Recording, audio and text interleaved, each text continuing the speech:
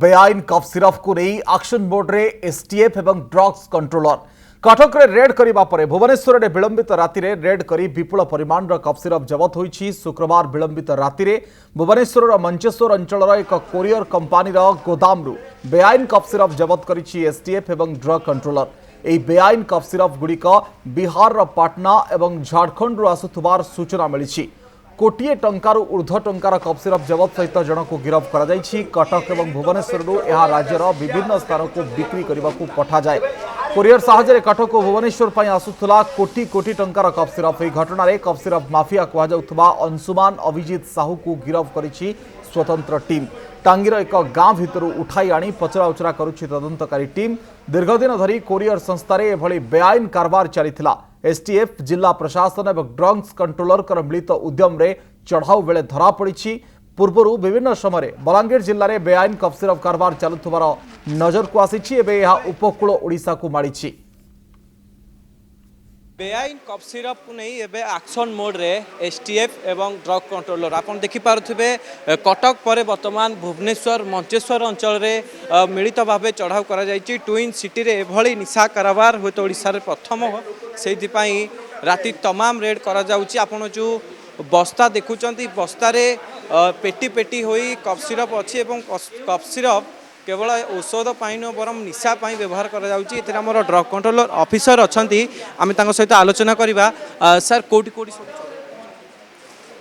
कटक रे हितले बर्तन भुवनेश्वर चढ़ा होछि।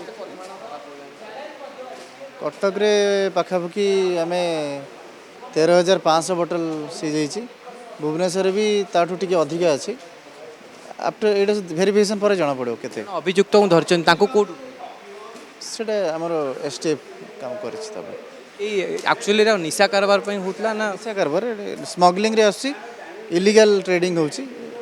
एटा पर्टिकुलर निशा कारोबार में कोट कोट सारा एटा वर्तमान तो बिहार रु हमें एटा जा ट्रैक देखिलु बिहार रु पाटना रु आछि। आ एमती कोट कोट जो अलगा स्टेट रु आछि। आम स्टेट रे से नाही जेतु अलगा स्टेट बिहार झारखंड वेस्ट बेंगल ये सब परवर्ती मुहूर्त आउ कोटी चढ़ाऊ देखिए आमर एज पर इंटेलिजेंस आम चढ़ाऊ करूँ। कोटी कोटी अच्छी बोली संधान मिली सेमती बर्तमान किसी जना पड़नी वन्स इंटरगेशन पर जना पड़े।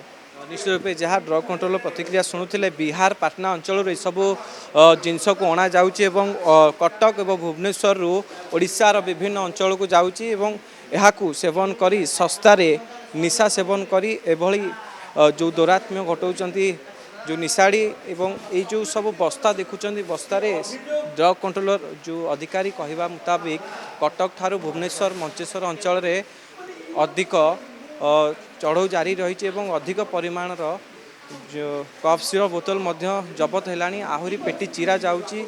यह हूँ एक गोदाम कोरियर गोदाम जो एसटीएफ चढ़ऊ करी एभली सब विपुल परिमाणर कफ सिरप जबत करिछि। मु कैमरा पर्सन को अनुरोध करी देखेबे किभली भाबे ये सब कफ सिरप को पेटी को कटा जाई बस्तारे रखा जाउछि और परवर्ती मुहूर्त में आउ केउंटी केउंटी चढ़ाऊ करा जिवो ताहा मध्य प्रतिक्रिया दे पारि नांती कंट्रोलर। तेबे एभली निशा कारोबार पई एक्शन मोड रे एसटीएफ एवं ड्रग कंट्रोलर बाहरी छंती। भुवनेश्वर कैमरा पर्सन प्रदोष को सह आशुतोष महापात्र कनक न्यूज।